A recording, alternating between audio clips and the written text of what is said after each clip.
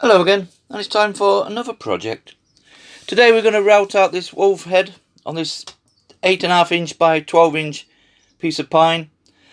As always, the way I do it is simply to throw your carbon paper underneath, like so, and literally just draw around it all. This allows you to use the template again and again should you want to, or you can literally just glue that straight to the wood and route over the paper. This is just too messy for me and it doesn't work, so I just draw around it all like so. You've got no messing about and you're ready to route out. As always, I'm going to use my CNC router bits. These are available on eBay, Amazon. They're really a nice price and they work fantastic. I have no problem with those whatsoever. However, they do have a small shaft on them, quite a small little thing there. So you require what they call a collet, and that's simply just a little tube like so, and that will slot into there, and that now is a 1/4 inch shaft, and that will fit your router no problem. Okay, as always, I have my little scrap piece of wood here. This allows you to have different gauges, different settings, different depths that you want to set your router at. So we'll set this up and we'll start routing this out. Just before we start routing out, the idea of the CNC bit, because I like pins, I'm basically going to draw around all the shaded area, and I advise you to shade it, the bit that you want to come out, because you'll go away, come back, and before you know it, you've took the centre of the nose out. So shade in the areas that you want to remove. Especially on something like this, you start taking out the clear bit and you've messed up. So we've got our CNC bit in, and like I say, I'm just going to go around all the outlines to the depth that we want, and then we'll put on another bit and remove the intersection. And because we've already gone around with our CNC bit, we'll have no issues of anything breaking or splitting. Once it gets up to the line, it should pop out nice and easy. Okay, let's start routing out.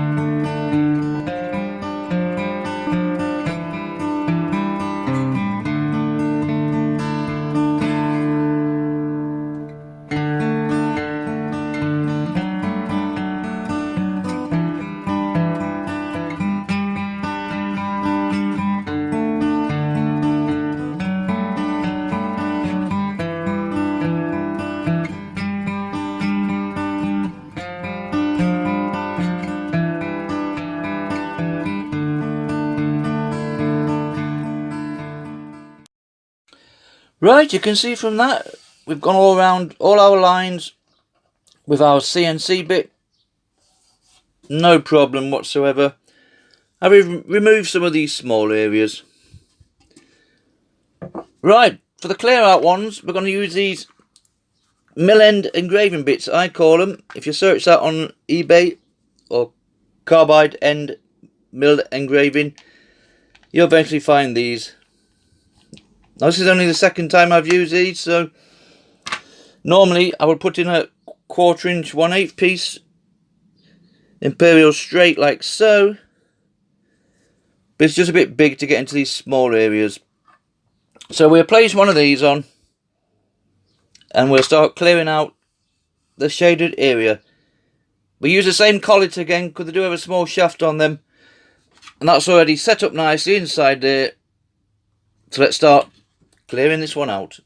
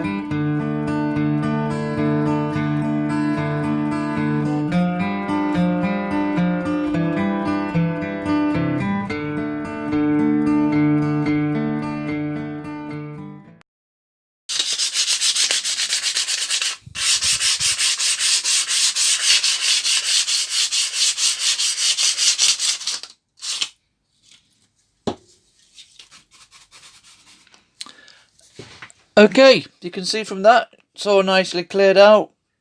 We've had no disasters. We haven't lost anything. That's always a good sign. Right, general tidy up with the sandpaper. We've done all that. So all we've got to do now is start painting. Now I'm just going to spray some of this Seals Protect Enhance. And all that's just going to do is just seal these side walls of the stuff that we've already routed out. Just to stop the paint from bleeding into the sides. This pine's pretty good, to be honest, but for the sake of a couple of seconds, we can just spray that on there like so. Once it's dry, we'll start putting our paint in. I'm just going to use Painter's Touch again. I do like this Painter's Touch paint. Acrylic paint, marsh ink, if you prefer to spray. I'd rather just paint mine in. And then we'll sand it off. Put a bit more of this on top afterwards. And this project will be done. So we'll spray this now. And we'll come back when it's ready for painting.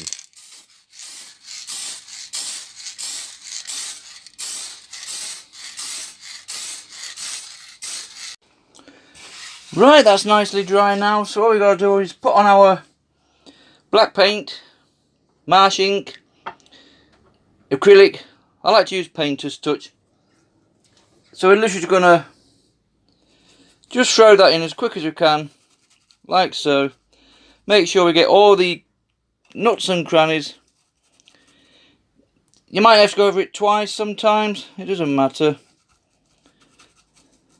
And if you do feel like you've missed something, a black marker pen, and you can just dab it on with that, just cover the bit of wood that's showing through. Okay, we've all seen people paint before. We get the general idea. I'll continue with this and we'll come back when it's dry and we're ready to sand down. Right, that's nicely painted now. I had to go over it a couple of times. So all we've got to do now is sand it down. We'll throw a bit of Danish oil, linseed oil on here, and then we'll give it a final spray of some kind of varnish of some description. And this little project will be done. Okay, let's start sanding this down.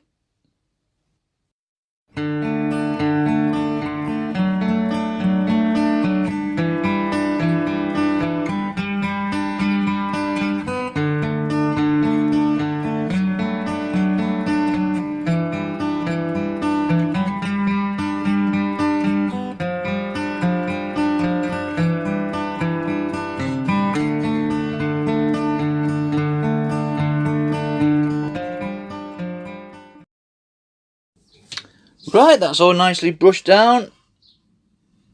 That's come out fine. That's no problems. All I'm going to do now is put on some Danish oil on this one. Literally just to darken this wood down a bit. And hopefully just make that grain stand out a little bit. We don't want it too dark. You put linseed on here. There'll be all sorts of kind of stuff. Just your own personal preference. I do prefer this one on the edge.